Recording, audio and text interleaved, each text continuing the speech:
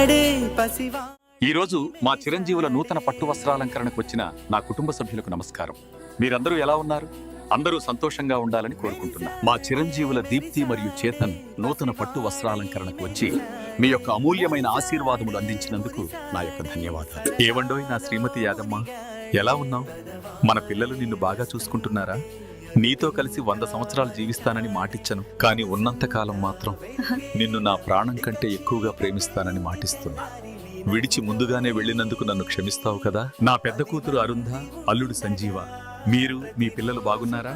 నా రెండవ కూతురు పారుజాత, అల్లుడు సంపత్, మీరు కూడా మీ పిల్లలు బాగున్నారా?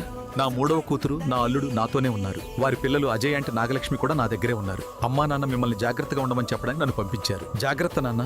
నా పెద్ద కొడుకు శ్రీహరి, నా పెద్ద కోడలు ధనలక్ష్మి బాగున్నారా నాన్న? పిల్లలు బాగా చదువుతున్నారా? నా చిన్న కొడుకు భాస్కర్, నా చిన్న కోడలు స్వప్న, మీరు బాగున్నారా నాన్న? అందరూ కలిసి అమ్మని బాగా చూసుకోండి. నేను లేను అని దిగులు పడకండి. చిన్నారులు దీప్తి, అలాగే చేతన్, మరి ఒక్కసారి మీకు నూతన పట్టు వస్త్రాలంకరణ శుభాకాంక్షలు. మీరు బాగా చదువుకొని సమాజానికి ఉపయోగపడే మంచి వ్యక్తులుగా ఎదగాలి. సరేనా? నా ఆశీర్వాదాలు మీకు ఎల్లప్పుడూ ఉంటాయి. ఇక నేను స్వర్గానికి బయలుదేరే సమయం అయింది. మళ్ళీ మన కుటుంబంలో జరిగే ప్రతి శుభకార్యానికి తప్పకుండా వస్తాను. ఇక సెలవు.